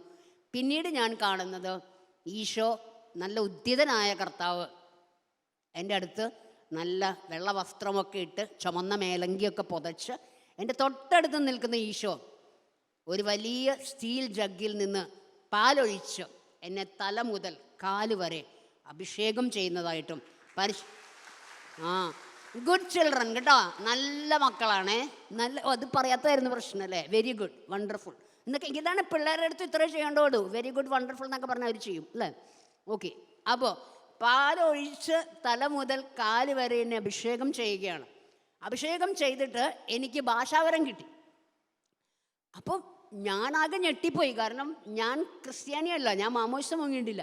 പക്ഷെ എനിക്ക് ഭാഷാവരം കിട്ടി. ഞാനങ്ങ് ഭാഷാവരത്തി സ്തുതിച്ചു തുടങ്ങി. പിന്നെ കുറേ മണിക്കൂറുകൾ ഞാൻ പള്ളിക്കകത്തിരുന്ന് വളരെ ശാന്തമായിട്ട് കേട്ടോ, ബഹളമൊന്നും ഉണ്ടാക്കിയില്ല. ഞാൻ വളരെ ശാന്തമായിട്ട് ഭക്ഷണമൊന്നും കഴിക്കാൻ പോയില്ല, ആത്മാവിനെ കിട്ടിയ സന്തോഷത്തിൽ അവിടെ ഇരുന്ന് പ്രാർത്ഥിച്ചു. അതൊക്കെ കഴിഞ്ഞിട്ട് വൈകുന്നേരം ധ്യാനം തീർന്നപ്പോൾ ഞാൻ പറഞ്ഞു എനിക്കിപ്പം മാമോദിസം വേണം. അപ്പോൾ അയ്യോ, അവർ പറഞ്ഞു അത് ഇപ്പം പറ്റില്ല, കത്തോലിക്ക സഭ അങ്ങനെ ഇന്ന് രാത്രി വന്നിട്ട് ഇന്ന് രാത്രി ചെയ്യണ പരിപാടി സഭയിൽ നടപ്പില്ല, യു ഹാവ് ടു വെയിറ്റ്. നമുക്കതാണ് ഏറ്റവും ബുദ്ധിമുട്ടല്ലേ, ഈ വെയിറ്റ് ചെയ്യാവുന്നൊരു പരിപാടി നമുക്ക് പറ്റില്ല. ഇപ്പം വെച്ച വാഴ ഇപ്പം തന്നെ കുഴക്കാം. എല്ലാം ഇൻസ്റ്റൻ്റാണ്. ഇൻസ്റ്റൻറ്റ് പുട്ടുപൊടി, ഇൻസ്റ്റൻറ്റ് കാപ്പിപ്പൊടി, ഇൻസ്റ്റൻറ്റ് ചായപ്പൊടി, എല്ലാം ഇൻസ്റ്റൻ്റാണ്. മാനസാന്തരവും ഇൻസ്റ്റൻ്റ് ആവില്ല, ചിലപ്പോൾ കുറച്ച് കാലം വെയിറ്റ് ചെയ്യേണ്ടി വരും, എല്ലാം ഇൻസ്റ്റൻ്റ് ആവാൻ പറ്റില്ല. അപ്പോൾ അങ്ങനെ ഈശോ എന്നോട് പറഞ്ഞു wait, you have to wait. അങ്ങനെ ഐ വെയിറ്റഡ് ഫോർ 1 year. ഒരു വർഷം ഞാൻ കാത്തിരുന്നു. അങ്ങനെ കാത്തിരുന്നതിന് ശേഷം 1980 എൻ്റെ ആത്മീയ പിതാവായിരുന്ന ഫാദർ ഫ്രാൻസിസ് കണ്ണിക്കൽ എന്ന് പറയുന്ന ജസ്വിറ്റ് വൈദികനിൽ നിന്ന് ഞാൻ 1 വർഷം കൊണ്ട് 1ാം ക്ലാസ് മുതൽ 10ാം ക്ലാസ് വരെയുള്ള വേദപാഠം പഠിച്ചു, സഭയെക്കുറിച്ച് മനസ്സിലാക്കി, കുറേ കാര്യങ്ങൾ പിടികിട്ടി. അതിനെല്ലാം ശേഷം 1982 ഡിസംബർ 8-ാം തീയതി ദൈവത്തിൻ്റെ കൃപയാൽ, അന്ന് ബുധനാഴ്ചയായിരുന്നു, ഔസേപ്പിതാവിൻ്റെയും മാതാവിൻ്റെയും കൂടി വരുന്ന ദിവസമായിരുന്നത് കൊണ്ട് അന്ന് അഭിമന്യ ജെറോം പിതാവ് കൊല്ലം രൂപതയുടെ മെത്രാനായിരുന്നു. അദ്ദേഹം ഇപ്പോൾ ദൈവദാസനാണ്. ദൈവദാസനായ ജെറോം പിതാവിൽ നിന്ന് മാമോദീസയും സ്ഥൈര്യലേപനവും സ്വീകരിച്ചു. അന്ന് തന്നെ ആദ്യ കുർബാന സ്വീകരിച്ചു. ആദ്യ മാമോദീസായിൽ ജന്മപാപവും കർമ്മപാപവും പോകുമെന്ന് സഭ പഠിപ്പിക്കുന്നത് കൊണ്ട് കുമ്പസാരമില്ലാതെ ഡയറക്റ്റായിട്ട് എനിക്ക് കുർബാന സ്വീകരിക്കാനായിട്ട് സാധിച്ചു. സഭയുടെ പഠനങ്ങൾ നമ്മൾ മനസ്സിലാക്കണം. എന്തിനേയും വിമർശിക്കുന്നതിന് മുമ്പ്, എന്തിനേയും എതിർക്കുന്നതിന് മുമ്പ് ഇതെന്താണെന്നൊന്ന് മനസ്സിലാക്കിയിട്ട് വേണം നമ്മളൊക്കെ ചെയ്യാനായിട്ട്. വളരെ മനോഹരമായ പഠനങ്ങൾ. ഞാൻ ആരെയും സന്തോഷിപ്പിക്കാനോ ആരെയും വിഷമിപ്പിക്കാനോ ഒന്നും പറയുന്നതല്ല. എൻ്റെ അനുഭവം പ്രിയപ്പെട്ടവരെ ഞാൻ പറഞ്ഞത്, മൈ എക്സ്പീരിയൻസ്. ഞാൻ എൻ്റെ ഹൃദയത്തിൻ്റെ തികവിൽ നിന്നാണ് അതരം സംസാരിക്കുന്നത്, ഇല്ലേ? അപ്പം അതുകൊണ്ട് തീർച്ചയായിട്ടും ഈശോ നമ്മുടെ കൂടെയുണ്ട്, ഈശോ നമ്മളെ ശക്തിപ്പെടുത്തുന്നു. ഇനി ഇതെല്ലാം കഴിഞ്ഞു, മാമോദീസയൊക്കെ കഴിഞ്ഞപ്പോൾ ഞങ്ങളുടെ വികാരിയച്ഛൻ ചോദിച്ചു, വാട്ട് നെക്സ്റ്റ്? ഇനി എന്ത് ചെയ്യാൻ പോകുന്നു? കല്യാണം കഴിക്കുമോ, കന്യാസ്ത്രീ ആവുമോ? ഞാൻ പറഞ്ഞു, I will do as the Lord tells me. Isho പറയുന്ന പോലെ ചെയ്യാം. എന്തായാലും ഈശോ എന്നെ നയിച്ചത് ഈ 2 ജീവിതത്തിലേക്കുമല്ല. കർത്താവ് വർഷങ്ങൾക്ക് ശേഷം നിങ്ങൾക്ക് എല്ലാവർക്കും പരിചിതയായ ആലിസ് കുട്ടി ചേച്ചിയിലൂടെ ഈശോ എന്നെ നയിച്ചത് ഏകസ്ഥ ജീവിതത്തിലേക്കാണ്. ഞാൻ ഇന്നൊരു ഏകസ്ഥ ജീവിതം നയിക്കുന്ന വ്യക്തിയാണ്. കാരണം എൻ്റെ ജീവിതത്തിൽ ഈശോയ്ക്ക് അപ്പുറത്ത് വേറെ ആരും പറ്റില്ല, അല്ലേ? സിസ്റ്റേഴ്സിനൊക്കെ അറിയാതെ ഈശോ അല്ലാതെ നമുക്ക് വേറെ ആരാ? അതിലും നല്ലൊരു മണവാളൻ ഉണ്ടാവാൻ പറ്റില്ല. അപ്പോൾ അതുകൊണ്ട് ആ മണവാളൻ മതി ജീവിതത്തിലുടനീളം എന്ന് തീരുമാനിച്ചു. ഇന്ന് വളരെ സന്തോഷമാണ്. ഞാനിപ്പോൾ താമസിക്കുന്നത് എൻ്റെ ഒരു കൂട്ടുകാരിയുടെ വീട്ടിലാണ്. വത്സ എന്നാണ് ആളുടെ പേരാൾ. ഇവിടെ വന്നിട്ടുണ്ട് എൻ്റെ കൂടെ. എനിക്കിപ്പോൾ കുറച്ച് നടക്കാനും കുറച്ച് ശാരീരിക ബുദ്ധിമുട്ടുകളൊക്കെ ഉണ്ട്, നിങ്ങളിപ്പോൾ കണ്ടുല്ലോ. അതുപോലെ ചിലപ്പോൾ ഇടയ്ക്ക് വയ്യായികളൊക്കെ വരുന്നുണ്ട്. പക്ഷേ എങ്കിലും തമ്പുരാൻ്റെ കൂടെ തന്നെയാണ് മുന്നോട്ട് പോകുന്നത്. അപ്പോൾ ഇന്ന് ഞങ്ങൾ 3 ഏകസ്ഥരുണ്ട് അവിടെ. ഞാനുണ്ട്, വത്സയുണ്ട്, ഡേയ്സിയുണ്ട്. പിന്നെ തൊട്ടപ്പുറത്ത് ആങ്ങളമാരുണ്ട്, അവരുടെയൊക്കെ ഫാമിലീസുണ്ട്. അവരുടെയൊക്കെ ശക്തമായ സാന്നിധ്യത്തിലൂടെ, അവരുടെ പ്രാർത്ഥനകളിലൂടെ അവരെന്നെ ഈശോയിൽ നയിച്ചുകൊണ്ടിരിക്കുകയാണ്. അപ്പോൾ ഈശോ നമ്മളെ നടത്തിക്കൊണ്ടിരിക്കുന്നു ഓരോ നിമിഷവും. അത് കഴിഞ്ഞു, ഇതെല്ലാം കഴിഞ്ഞു, മാമോദീസ കഴിഞ്ഞു.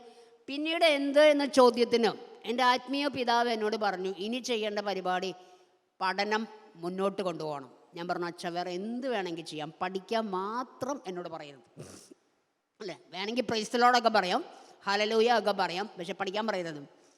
ദൈവമേ, അതങ്ങനെയല്ല കേട്ടോ. പഠിക്കാൻ പറ്റണം, ഈശോയുടെ കൂടെ പഠിക്കണം. എന്നെ ശക്തനാക്കുന്നവനിലൂടെ എനിക്കെല്ലാം ചെയ്യാൻ സാധിക്കും, അല്ലേ? അങ്ങനെ പറയാൻ പറ്റണം നമുക്ക്. അപ്പോൾ ആ ഒരു ധൈര്യത്തിലൂടെ ഞാൻ വീണ്ടും പഠിക്കാൻ പോയി. അങ്ങനെ 1977 തുടങ്ങിയ എൻ്റെ ഡിഗ്രി പഠനം 1986 ഞാൻ അവസാനിപ്പിച്ചു. 9 നീണ്ട വർഷങ്ങൾ. എൻ്റെ റെക്കോർഡ് ഭേദിച്ച് ആരെയും ഇതുവരെ ഞാൻ കണ്ടിട്ടില്ല. നിങ്ങൾക്ക് ആരെയെങ്കിലും അറിയാമെങ്കിൽ ഇവിടെ ഷാലോമിൽ അറിയിച്ചാൽ മതി, അവരെന്നെ അറിയിച്ചോളും. എൻ്റെ റെക്കോർഡ് ഇതുവരെ ആരും ഭേദിച്ചിട്ടില്ല. 9 കൊല്ലം കൊണ്ട് ഡിഗ്രി എടുത്താണ്. പ്രിയപ്പെട്ടവരെ, അവിടെ നിന്നില്ല. 4 വർഷത്തിന് ശേഷം ഞാൻ BEd കംപ്ലീറ്റ് ചെയ്തു. 1990 ഞാൻ മൗണ്ട് കാർമൽ കോളേജ് കോട്ടയത്ത് നിന്ന് BEd കംപ്ലീറ്റ് ചെയ്തു. ടീച്ചറായതിനു ശേഷം 1 വർഷം ഞാൻ ഏറ്റുമാനൂർ കാരിസ് ഭവനും പാലാ താബോർ CMC-കാരുടെ ധ്യാന കേന്ദ്രമാണ്, സിൽവിയ അമ്മയുടെ നേതൃത്വത്തിലുണ്ടായിരുന്ന ധ്യാന കേന്ദ്രം. അവിടെ ഞാൻ 1 വർഷം ഈശോയ്ക്ക് വേണ്ടി മുഴുവൻ സമയം സേവനം ചെയ്തു. അതിനുശേഷം തൃശ്ശൂർ നിർമ്മല പ്രോവിൻസിൽ സിസ്റ്റർ ക്ലിയോപാട്രയിലൂടെ, എനിക്ക് സിസ്റ്റർ ക്ലിയോപാട്രയ്ക്ക് എന്നെ നേരത്തെ അറിയാമായിരുന്നു, സിസ്റ്ററിലൂടെ എനിക്കൊരു ജോലി ലഭിക്കാനിടയായി. അങ്ങനെ ഞാനിവിടെ അധ്യാപികയായി ജോയിൻ ചെയ്തു. ഈശോയുടെ കൂടെ അധ്യാപക ജീവിതം ആരംഭിച്ചു. അധ്യാപക ജീവിതത്തിൽ തുടങ്ങിയപ്പോഴാണ് ഞാൻ നേരത്തെ പറഞ്ഞ കുരിശുവര തുടങ്ങിയത്. അത് കഴിഞ്ഞ് കുറച്ച് ദിവസം കഴിഞ്ഞപ്പോൾ, 1 വർഷത്തെ ക്ലാസ് കഴിഞ്ഞ് എൻ്റെ കുട്ടികൾ, എൻ്റെ ആദ്യത്തെ വർഷത്തെ കുട്ടികൾ എന്നോട് പറഞ്ഞു, ടീച്ചറെ, സ്വർഗം എന്ന് പറഞ്ഞാൽ സ്നേഹവും സമാധാനവും സന്തോഷവും സംതൃപ്തിയും ഉള്ള സ്ഥലമല്ലേ? അതെ, ഇതെല്ലാം ഉള്ള സ്ഥലമാണ് സ്വർഗം. അങ്ങനെയാണെങ്കിൽ നമുക്ക് നമ്മുടെ ക്ലാസ്സിന് സ്വർഗം എന്ന് പേരിട്ടുകൂടെ? ഞങ്ങൾക്ക് ഞങ്ങളുടെ ക്ലാസ് മുറി ഒരു സ്വർഗമായിരുന്നു. പ്രിയപ്പെട്ടവരെ, ആ സ്വർഗത്തിൽ 10 വർഷം ഞാൻ ആ ക്ലാസ് റൂമിൽ പഠിപ്പിച്ചു. 10 വർഷത്തിൽ പഠിപ്പിച്ചവരിൽ ഒരാളാണ് നിങ്ങൾക്കെല്ലാം സുപരിചിതയായ ഷാലോം വായിക്കുന്നവർക്ക്, ഷാലോം വായനക്കാർക്ക് പ്രിയങ്കരിയായ ആൻ മരിയ ക്രിസ്റ്റീന. ആൻ മരിയ ക്രിസ്റ്റീന കർത്താവ് എനിക്ക് തന്നൊരു ആത്മീയ പുത്രിയാണ്. ആൾ ദുബായിലെ നഴ്സാണ്, ഇപ്പം നാട്ടിലുണ്ട്. അപ്പോൾ അതൊരാൾ. പിന്നെ അങ്ങനെ കുറേ അധികം. പിന്നെ ഞാനിപ്പോൾ ഇന്നിവിടെ നിൽക്കുമ്പോൾ, ഞാൻ ഈ വേദിയിൽ വരാൻ വർഷങ്ങൾക്ക് മുമ്പ് ഞാൻ വിചാരിച്ചിരുന്നു ഒരു ദിവസം എന്തായാലും അവിടെ ഒന്ന് പോകണം. പിന്നെ ഞാൻ വിചാരിച്ചു എൻ്റെ സമയത്തല്ല, തമ്പുരാൻ്റെ സമയത്ത് പോകാം, തമ്പുരാൻ ആഗ്രഹിക്കുന്ന സമയം. അതിന് നിമിത്തമായത് ഇവിടെയുള്ള ജോജിയുടെ ഭാര്യ അനിത. ഞാനിവിടെ നിൽക്കുമ്പോൾ അനിത അവിടെ എനിക്ക് വേണ്ടി പാലായിലിരുന്ന് മധ്യസ്ഥം പ്രാർത്ഥിക്കുകയാണ്. ആളിവിടെ സ്ഥലത്തില്ല, ജോജിയില്ല, അനിതയില്ല. മറ്റൊരാൾ സിമി എന്ന് പറഞ്ഞ എൻ്റെ ഒരു ഫ്രണ്ടുണ്ട്, സിമി ബെന്നി.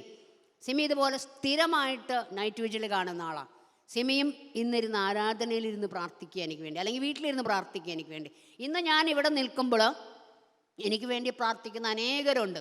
കുടുംബത്തിലിരുന്ന് പ്രാർത്ഥിക്കുന്നവരുണ്ട്, മഠങ്ങളിലിരുന്ന് പ്രാർത്ഥിക്കുന്നവരുണ്ട്, ആരാധനാലയത്തിൽ പോയി പ്രാർത്ഥിക്കുന്നവരുണ്ട്, സക്കറാരിയുടെ മുന്നിലിരുന്ന് കർത്താവ് ഇതിലൂടെ അനേകം പേരെ തമ്പുരാൻ സ്പർശിക്കണമേ എന്ന് പ്രാർത്ഥിക്കുന്നവർ. റാൻ ചേച്ചിയുണ്ട്, ലില്ലി അമ്മയുണ്ട്, അങ്ങനെ കുറേയധികം പേര് ഈശോ എനിക്ക് തന്നിട്ടുള്ള. കാരണം ഈശോ വാഗ്ദാനം ചെയ്തിട്ടുണ്ട്, നീ നിനക്കുള്ളതെല്ലാം വിട്ട് എൻ്റെ പിന്നാലെ വരുമ്പോൾ നിനക്ക് വേണ്ടതെല്ലാം ഞാൻ തന്നേക്കാമെന്ന്. ഇന്ന് വരെ എൻ്റെ ജീവിതത്തിൽ ഒരു കുറവും ഉണ്ടായിട്ടില്ല പ്രിയപ്പെട്ടവരെ. അതുകൊണ്ട് തന്നെ ഈശോയുടെ കൂടെ, ഈശോ കാണിച്ചു തന്ന വഴികളിലൂടെ മുന്നോട്ട് പോകാനായിട്ട് കർത്താവ് ശക്തി തരുന്നു. ഇനി ഇത് കഴിഞ്ഞിട്ട്, നമ്മുടെ കൊച്ചു സ്വർഗം കഴിഞ്ഞിട്ട് പിന്നീട് ഞാൻ വന്നത് നമ്മുടെ ഇവിടെയാണ്. അതായത് അടുത്ത സ്കൂളിലെത്തിയപ്പോൾ, ഈ കൊച്ചു സ്വർഗം ഉണ്ടായിരുന്നത് കണ്ടശാങ്കടവ് എന്ന് പറയുന്ന സ്ഥലത്ത്, തൃശ്ശൂർ അടുത്തുള്ള കണ്ടശാങ്കടവ് കോൺവെൻറ്റിലായിരുന്നു. അത് 7C ക്ലാസ് റൂമിലായിരുന്നു. പിന്നീട് ഞാൻ 8ാം ക്ലാസ്സിൽ വന്നപ്പോൾ പേരൊന്ന് മാറ്റി, അതിന് ഞങ്ങൾ പേര് കൊടുത്തത് ഏഞ്ചൽസ് ഗാർഡൻ എന്നാണ്. ഏഞ്ചൽസ് ഗാർഡൻ, അവരെല്ലാം ഏഞ്ചൽസാണ്. അപ്പം അതിലൊരു കുട്ടി പറഞ്ഞു, ഞങ്ങളെല്ലാം ഏഞ്ചൽസ് ആണെങ്കിൽ ടീച്ചർ മദർ ഏഞ്ചലാണ്. ഞാൻ പറഞ്ഞു ആർക്ക് ഏഞ്ചൽ എന്നൊക്കെ കേട്ടിട്ടുണ്ട്, മദർ ഏഞ്ചൽ. അപ്പം ഞാനങ്ങനെ മദർ ഏഞ്ചലും കൂടിയാണ്. ഇപ്പോൾ 2016 എൻ്റെ റിട്ടയർമെൻറ്റിന് ശേഷം ഇപ്പോൾ ഞാൻ ചെയ്തുകൊണ്ടിരിക്കുന്നത്, ഞാൻ സിസ്റ്റർ ഗ്രേസ് തോമസ് എന്ന് പറയുന്ന സിസ്റ്ററിൻ്റെ ഒരു പുസ്തകം ഞാൻ ഇംഗ്ലീഷ് ടീച്ചറായിരുന്നു. ഒരു പുസ്തകം ഞാൻ മലയാളത്തിൽ നിന്ന് ഇംഗ്ലീഷിലേക്ക് വിവർത്തനം ചെയ്യുകയുണ്ടായി ആദ്യത്തെ ലോക്ക്ഡൗണിൻ്റെ കാലഘട്ടത്തിൽ. പിന്നീട് ഇപ്പോൾ ഞാൻ അടുത്ത് ചെയ്തുകൊണ്ടിരിക്കുന്ന നവക്രൈസ്തവരുടെ ഒരു കൂട്ടായ്മ അടുത്ത കാലത്തുണ്ടായി വന്നിട്ടുണ്ട്. അഭിഷേക കൂട്ടായ്മ എന്ന് പറഞ്ഞിട്ട് തൃശ്ശൂർ രൂപത ബേസ് ചെയ്തിട്ടാണ് ഞങ്ങളിപ്പോൾ അത് തുടങ്ങിയിരിക്കുന്നത്. പുതിയതായിട്ട് മാമോദീസ മുങ്ങി വന്നവർ നമ്മുടെ കൂട്ടായ്മ, ഞാൻ ആ കൂട്ടായ്മയിലെ ഒരു അംഗമാണ്. അതുപോലെ ജീസസ് യൂത്തിൻ്റെ പല കാലഘട്ടങ്ങളിൽ പല രീതിയിൽ ഞാൻ അവരെ സഹായിച്ചിട്ടുണ്ട്. അവരുടെ തന്നെ ഇപ്പോൾ ജീസസ് യൂത്ത് പയനിയേഴ്സ് എന്ന് പറഞ്ഞൊരു ഗ്രൂപ്പുണ്ട്, ആ ഗ്രൂപ്പിലും ഞാൻ അംഗമാണ്. ഒപ്പം ഇടയ്ക്ക് ഫോണിലൂടെയും മറ്റു രീതികളിലുമൊക്കെ നേരിട്ടും ഒക്കെ ചെറിയ രീതിയിലൊക്കെ കൗൺസിലിംഗ് നടത്തുന്നു. ഇതാണ് ഇപ്പോൾ ഞാൻ ചെയ്തുകൊണ്ടിരിക്കുന്ന എൻ്റെ ജീവിതത്തിലെ ദൗത്യങ്ങൾ. അപ്പോൾ ഞാൻ ഈ കാര്യങ്ങളെല്ലാം പങ്കുവെച്ചത്, നിങ്ങൾ ആരുമായിക്കൊള്ളട്ടെ, നിങ്ങളുടെ അവസ്ഥ എന്തുമായിക്കൊള്ളട്ടെ, നിങ്ങൾ എത്ര വലിയ മോശം കഴുതയുമായിക്കോട്ടെ, നിങ്ങളെക്കുറിച്ച് ദൈവത്തിനൊരു വലിയ പദ്ധതിയുണ്ട്. ജെറമ്യ 29:11. ജെറമ്യ 29:11. നിങ്ങളെക്കുറിച്ചുള്ള പദ്ധതി എൻ്റെ മനസ്സിലുണ്ട്. അത് നിങ്ങളുടെ നാശത്തിനല്ല, നിങ്ങളുടെ നന്മയ്ക്ക് വേണ്ടിയുള്ള പദ്ധതിയാണ്. അപ്പോൾ ആ പദ്ധതി അനുസരിച്ച് മുന്നോട്ട് പോകാൻ നമ്മുടെ ജീവിതത്തിലെ ഓരോ സാഹചര്യങ്ങളിലും നമുക്ക് ഓരോരുത്തർക്കും സാധിക്കട്ടെ എന്ന് ആത്മാർത്ഥമായിട്ട് ആഗ്രഹിക്കാം. എൻ്റെ സാക്ഷ്യം നിങ്ങളെ സ്പർശിച്ചുവെങ്കിൽ അത് പരിശുദ്ധാത്മാവ് സ്പർശിച്ചതാണ്. സാധിക്കുമെങ്കിൽ എപ്പോഴെങ്കിലുമൊക്കെ എന്നെ ഓർമ്മ വന്നാൽ, ഒരു സ്വർഗസ്നായ പിതാവേ, ഒരു നന്മ നിറഞ്ഞ മറിയം, ഒരു ത്രിത്വസ്തുതി എനിക്ക് വേണ്ടി ചൊല്ലാമോ? Thank you. അപ്പോൾ നമുക്കൊരു നിമിഷം വീണ്ടും നമുക്ക് പ്രാർത്ഥനയോടെ തമ്പുരാൻ്റെ മുമ്പിലായിരിക്കാം. ഒരു നിമിഷം തമ്പുരാന് നമ്മുടെ ജീവിതങ്ങളെ കൊടുക്കാം. സ്നേഹമുള്ളവരെ, ഞാൻ ഇന്നലെ വൈകുന്നേരം യാത്രയ്ക്ക് വേണ്ടിയുള്ള ഒരുക്കങ്ങളൊക്കെ ചെയ്തിരുന്ന നിമിഷം മുതൽ, ഇന്ന് രാവിലെ യാത്ര പുറപ്പെട്ടപ്പോൾ മുതൽ ഇനി നിമിഷം മുതൽ വരെ ഒരു വലിയ സ്വർഗീയ അനുഭൂതിയിലാണ്. ഇവിടെ വരാനും ബെനിയെയും സ്റ്റെലയും ഒക്കെ എനിക്ക് ജീസസ് ലൂത്തിൽ അറിയുന്നവരാണ്. അവരിലൂടെ തമ്പുരാൻ ചെയ്തുകൊണ്ടിരിക്കുന്ന മഹനീയ കാര്യങ്ങൾ നേരിട്ട് കാണാനൊരവസരം ഈശോ എനിക്ക് തന്നു. സത്യത്തിൽ ഞാനാണിപ്പോൾ ഇവിടെ കൂടുതൽ അനുഗ്രഹീതയായി നിൽക്കുന്നത്. ഈ ഒരു അവസരം തന്ന നല്ല തമ്പുരാന് നന്ദി പറയുവാൻ, നല്ല തമ്പുരാനെ സ്തുതിക്കുവാൻ, ഈശോയെ മഹത്വപ്പെടുത്തുവാൻ, ഈശോയെ സ്തുതിക്കുവാൻ നന്ദി പറയുകയാണ്. നമുക്കൊന്നു ചേർന്ന് സ്നേഹത്തോടെ, എനിക്കിവിടെ ഇവർ നന്മ നിറഞ്ഞ മറിയം ചൊല്ലിയപ്പോൾ എനിക്ക് ഏറെ സന്തോഷമായി. വളരെ കുറച്ച് പേര് മാത്രമേ അത് ശരിക്കും ചൊല്ലാറുള്ളൂ. ആമീൻ വരെ ചൊല്ലുന്നത് കേട്ടപ്പോൾ വലിയ സന്തോഷവും വലിയ അഭിമാനവും ഒക്കെ തോന്നി. അപ്പോൾ സന്തോഷമുണ്ട് നിങ്ങളുടെ കൂടെ ആയിരിക്കാൻ സാധിച്ചതിൽ. നിങ്ങളെ ഓരോരുത്തരെയും ദൈവം സമൃദ്ധമായി അനുഗ്രഹിക്കട്ടെ എന്ന് ആത്മാർത്ഥമായിട്ട് പ്രാർത്ഥിക്കുന്നു. സ്വർഗസ്ഥനായ ഞങ്ങളുടെ പിതാവേ, അങ്ങയുടെ നാമം പൂജിതമാകണമേ, അങ്ങയുടെ രാജ്യം വരണമേ, അങ്ങയുടെ തിരുമനസ്സ് സ്വർഗത്തിലെ പോലെ ഭൂമിയിലുമാകണമേ. അന്നു വേണ്ട ആഹാരം ഇന്ന് ഞങ്ങൾക്ക് തരണമേ. ഞങ്ങളോട് തെറ്റ് ചെയ്യുന്നവരോട് ഞങ്ങൾ ക്ഷമിക്കുന്നത് പോലെ ഞങ്ങളുടെ തെറ്റുകൾ ഞങ്ങളോട് ക്ഷമിക്കണമേ. ഞങ്ങളെ പ്രലോഭനത്തിൽ ഉൾപ്പെടുത്തരുതേ, തിന്മയിൽ നിന്ന് ഞങ്ങളെ രക്ഷിച്ചുകൊള്ളണമേ. എന്തുകൊണ്ടെന്നാൽ രാജ്യവും ശക്തിയും മഹത്വവും എന്നേക്കും അങ്ങയുടേതാകുന്നു. ആമേൻ. നന്മ നിറഞ്ഞ മറിയമേ സുസ്തി, കർത്താവ് അങ്ങയോട് കൂടെ സ്ത്രീകളിൽ അങ്ങ് അനുഗ്രഹിക്കപ്പെട്ടവളാകുന്നു. അങ്ങയുടെ ഉദരത്തിൻ ഫലമായ ഈശോ അനുഗ്രഹിക്കപ്പെട്ടവനാകുന്നു. പരിശുദ്ധ മറിയമേ തമ്പുരാന്റെ അമ്മേ, പാപികളായ ഞങ്ങൾക്ക് വേണ്ടി ഇപ്പോഴും ഞങ്ങളുടെ മരണസമയത്തും തമ്പുരാനോട് അപേക്ഷിച്ചു കൊള്ളണമേ. ആമേൻ. നിങ്ങളിൽ ആർക്കൊക്കെയോ വേണ്ടി 2 വചനം ഈശോ തന്നിട്ടുണ്ട്. നിങ്ങൾ സൗകര്യം പോലെ വീട്ടിൽ പോയി വായിച്ചാൽ മതി. ഒന്ന്, റോമാക്കാർക്ക് എഴുതിയ ലേഖനം 5 മുതൽ 8 വരെയുള്ള അധ്യായങ്ങൾ. റോമാക്കാർക്ക് എഴുതിയ ലേഖനം 5 മുതൽ 8 വരെയുള്ള അധ്യായങ്ങൾ. അതിനുള്ളിൽ എവിടെയോ നിങ്ങൾക്ക് ആർക്കൊക്കെയോ ഉള്ള എന്തോ ഒരു സന്ദേശമുണ്ട്. മറ്റൊന്ന്, യോഹന്നാൻ്റെ സുവിശേഷം 14 മുതൽ 17 വരെയുള്ള അധ്യായങ്ങൾ. ഇന്ന് വായിക്കണം എന്നില്ല, സൗകര്യം പോലെ പാരഗ്രാഫായിട്ടോ സന്തോഷം പോലെ. ഷാലോം എന്ന വാക്കിൻ്റെ അർത്ഥം തന്നെ സമാധാനം. അപ്പോൾ ഉദ്ധിതനായ ക്രിസ്തുവിൻ്റെ സമാധാനം എൻ്റെയും നിങ്ങളുടെയൊക്കെ ഹൃദയങ്ങളെ ഭരിക്കട്ടെ. ഷാലോം. God bless you. കരങ്ങൾ ശക്തമായി അടിച്ച് നമുക്ക് നല്ല ദൈവത്തിന് നന്ദി പറയാം. ടീച്ചറിലൂടെ ജീവിക്കുന്ന യേശുവിനെ കുറിച്ച് നമ്മൾ കേട്ടത്. ഈശോയുടെ വ്യക്തിപരമായ അനുഭവങ്ങളിലൂടെ ഓരോ കാര്യം പറഞ്ഞു കൊടുത്ത് പഠിപ്പിച്ച് ഇന്ന് കർത്താവിൻ്റെ ശക്തമായ ഒരു ശുശ്രൂഷകയും പറ്റിയ ടീച്ചറിനെ ദൈവകരങ്ങളിലേക്ക് സമർപ്പിച്ച് വലതുകരമുയർത്തി നമുക്ക് ടീച്ചറിനെ ഒന്ന് സ്തുതിച്ച് പ്രാർത്ഥിച്ച് അനുഗ്രഹിക്കാം. ഹല്ലേലൂയ. യേശുവേ നന്ദി, യേശുവേ സ്തുതി, യേശുവേ ആരാധന. Hallelujah, hallelujah, hallelujah, hallelujah. യേശുവേ നന്ദി, യേശുവേ സ്തുതി, യേശുവേ ആരാധന. Hallelujah, hallelujah. യേശുവേ മഹത്വം, യേശുവേ. വലതുരോടത്തെന്ന് പറയാം ഹല്ലേലൂയ. കരങ്ങൾ വീശി എന്ന് പറയാം ഹല്ലേലൂയ, ഹല്ലേലൂയ. പ്രിയപ്പെട്ടവരെ, ഈ നൈറ്റ് വിജിൽ നമ്മളൊരു സാക്ഷ്യം കേൾക്കുകയാണ്. എൻ്റെ പേര് അൽഫോൻസ ജോയ്. ഞാൻ ശാലോം മാസികയുടെ സ്ഥിരം വായനക്കാരിയാണ്. എൻ്റെ മകന് വേണ്ടിയാണ് സാക്ഷ്യം അയക്കുന്നത്. എൻ്റെ മകൻ വിസിറ്റിംഗ് വിസയിൽ കഴിഞ്ഞ 4 മാസമായി ദുബായിലെ ഒരു ഓട്ടോമൊബൈൽ വർക്ക്ഷോപ്പിൽ ജോലി ചെയ്യുകയായിരുന്നു. ഒരു പ്രത്യേക സാഹചര്യത്തിൽ ജനുവരി 18 മുതൽ എൻ്റെ മകന് ജോലി നഷ്ടമായി. ഫെബ്രുവരി മാസത്തിലെ നൈറ്റ് വിജിൽ പ്രാർത്ഥനയിൽ ഒരു നിയോഗം എഴുതി TV-യുടെ മുമ്പിൽ വെച്ച് പ്രാർത്ഥിക്കുകയും ഫെബ്രുവരി 18 മകന് പുതിയ ജോലി ലഭിക്കുകയാണെങ്കിൽ ശാലോം നൈറ്റ് വിജിലിൽ സാക്ഷ്യം എഴുതി അറിയിക്കാമെന്ന് ഏറ്റുപറയുകയും ചെയ്തു. തൽഫലമായി കൃത്യം ഫെബ്രുവരി 18 തന്നെ മകന് നല്ല കമ്പനിയിൽ ജോലി ലഭിച്ചുവെന്ന ഒരു അറിയിപ്പ് കിട്ടുകയും 20 തന്നെ ജോലിയിൽ പ്രവേശിക്കുകയും ചെയ്തു. ഹല്ലേലൂയ. കരങ്ങൾ ശക്തമായി അടിച്ച് കർത്താവിന് നന്ദി പറഞ്ഞു. ഫെബ്രുവരി മാസത്തിൽ നൈറ്റ് വിജിൽ പങ്കെടുക്കുമ്പോൾ ശാലോം TV-യുടെ മുമ്പിൽ ഒരു നിയോഗം എഴുതി വെക്കുക. അതായത് ഫെബ്രുവരി 18 മകന് മറ്റൊരു കമ്പനിയിൽ ജോലി ലഭിക്കാൻ വേണ്ടി. പ്രിയപ്പെട്ടവരെ, 18 തന്നെ അറിയിപ്പ് കിട്ടുന്നു. 20 പുതിയ ഒരു കമ്പനിയിൽ നല്ല ഒരു ജോലിയിലേക്ക് ദൈവം ആ മകനെ ഉയർത്തി. Hallelujah, hallelujah. ഈ സാക്ഷ്യം എഴുതി അറിയിച്ചിരിക്കുന്നത് അൽഫോൻസ ജോയി, തൃശ്ശൂരിൽ നിന്നാണ്. മറ്റൊരു സാക്ഷ്യം, എൻ്റെ പേര് ഷീല സണ്ണി, എറണാകുളം ജില്ലയിലെ ഉദയം പേരൂർ നിന്നാണ് എഴുതുന്നത്. എൻ്റെ മകൻ ഫിലിപ്പ് സണ്ണി 2021 സെപ്റ്റംബറിൽ നീറ്റ് PG മെഡിക്കൽ ടെസ്റ്റ് എഴുതിയിരുന്നു. ആദ്യം ഏപ്രിലാണ് എൻട്രൻസ് വെച്ചിരുന്നത്. കോവിഡ് മൂലം സെപ്റ്റംബറിലേക്ക് എക്സാം മാറ്റി. ഞാൻ ഏപ്രിൽ നൈറ്റ് വിജിലിൽ പ്രെയർ റിക്വസ്റ്റ് എഴുതി അറിയിച്ചു. അവിടെ പ്രാർത്ഥിച്ചതിൻ്റെ ഫലമായി 3400 റാങ്ക് ലഭിക്കുകയും തിരുവനന്തപുരം മെഡിക്കൽ കോളേജിൽ MS ജനറൽ സർജറിക്ക് അഡ്മിഷൻ ലഭിക്കുകയും ചെയ്തു. ഈ അനുഗ്രഹത്തിന് ഞാനും കുടുംബവും അവിടുത്തെ പ്രാർത്ഥനയോട് എന്നും കടപ്പെട്ടിരിക്കുന്നു. ഷീല സണ്ണി എറണാകുളത്ത് നിന്ന് സാക്ഷ്യപ്പെടുത്തുന്നു. പ്രിയമുള്ളവരെ, ഈ 2 സാക്ഷ്യം വായിച്ചാൽ ഒരു കാര്യം ശ്രദ്ധേയമാണ്.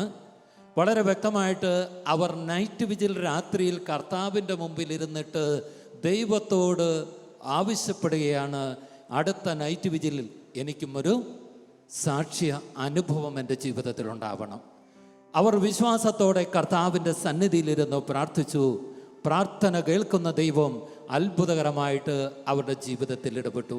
ഹബക്കൂക്ക് 1:5 ജനതകളുടെ ഇടയിലേക്ക് നോക്കി വിസ്മയഭരിതരാകുവിൻ, പറഞ്ഞാൽ വിശ്വസിക്കാനാവാത്ത ഒരു പ്രവൃത്തി ഇതാ നിങ്ങളുടെ നാളുകളിൽ ഞാൻ ചെയ്യാൻ പോകുന്നു.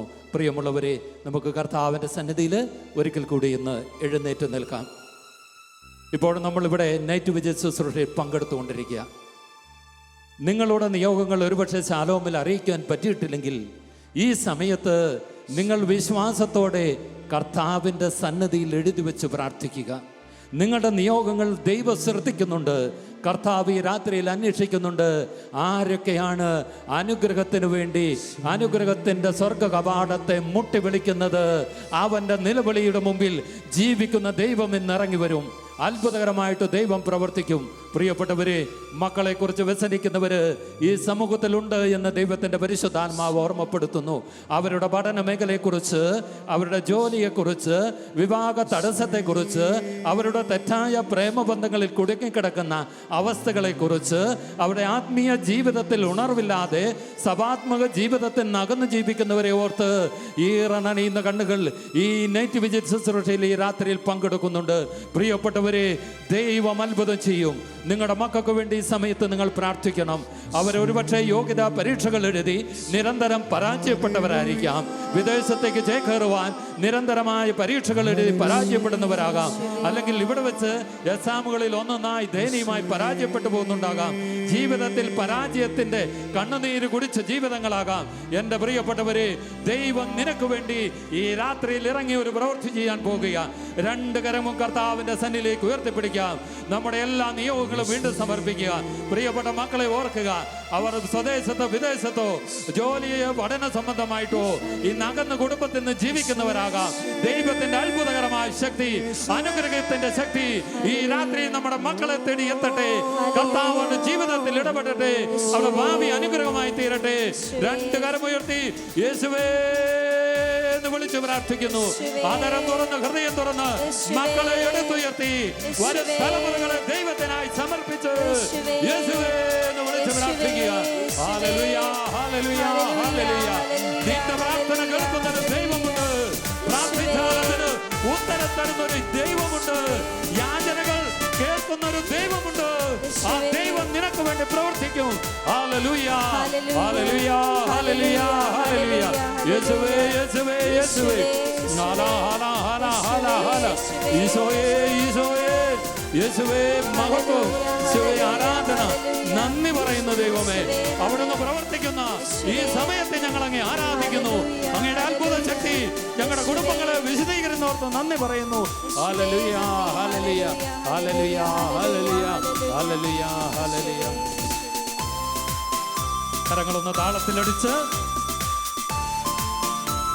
ഉണർവോടെ ദൈവം വാതിലുകളടയുമ്പോ ചെങ്കടൽ പിളർന്നതുപോ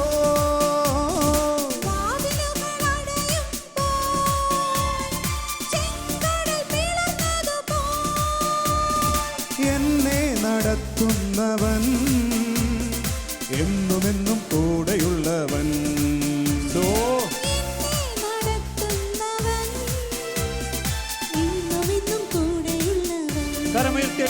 എല്ലാ പ്രതികൂലങ്ങളും മാറും. ശുഭദിനമാഗതമാകും. എല്ലാ പ്രതികൂലങ്ങളും ഞങ്ങൾ വിശ്വസിക്കുന്നു യേശുനാമത്തിൽ. ശുഭദിനമാഗതമാകും. ഞങ്ങളുടെ കുടുംബങ്ങൾ അനുഗ്രഹിക്കപ്പെടും. നിന്നാൽ പതരാതെ നിന്ന ലജ്ജിച്ചു പോകയില്ല. നാം ലജ്ജിച്ചു പോകയില്ല. കരങ്ങൾ താഴ്ത്തിയടിക്കാം. തളരാതെ നിന്നാൽ പതരാതെ നിന്ന ലജ്ജിച്ചു പോകയില്ല. നാം ലജ്ജിച്ചു പോകയില്ല. ഒന്നുമില്ലായ്മയിലും എല്ലാം ഉള്ളവനെ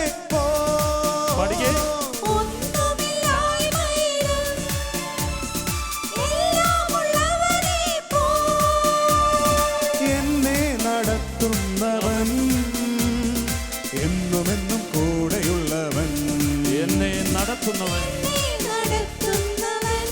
എന്നും എന്നും എന്റെ കൂടെ ഒരിക്കൽ കൂടി കരങ്ങൾ ഉയർത്തിയടിച്ച് പാടാമോ? പ്രതികൂലങ്ങളും ഞങ്ങൾ വിശ്വസിച്ച് പാടുകയാണ് ദൈവമേ. ശുഭദിനമാകരുത്. ഇത് ഞങ്ങളുടെ അനുഗ്രഹത്തിന്റെ രാത്രിയാണ് കർത്താവേ. പ്രതികൂലങ്ങളും ഞങ്ങൾ വിശ്വസിക്കുന്നു. ശുഭദിനമാകരമാകും. തളരാതെ നിന്നാൽ പതരാതെ നിന്നാൽ ലജ്ജിച്ചു പോകയില്ല. നാം ലജ്ജിച്ചു പോകയില്ല. തളരാതെ നിന്ന് തളരാതെ നിന്നാൽ പതരാതെ നിന്നാൽ ലജ്ജിച്ചു പോകയില്ല. നാം ലജ്ജിച്ചു പോകയില്ല. ഹല്ലേലൂയ. ഹല്ലേലൂയ. കരങ്ങൾ വീശെന്ന് പറയാം. Hallelujah, hallelujah. ഹല്ലേലൂയ. ഹല്ലേലൂയ. നമുക്ക് ശാന്തമായിട്ടിരിക്കാം.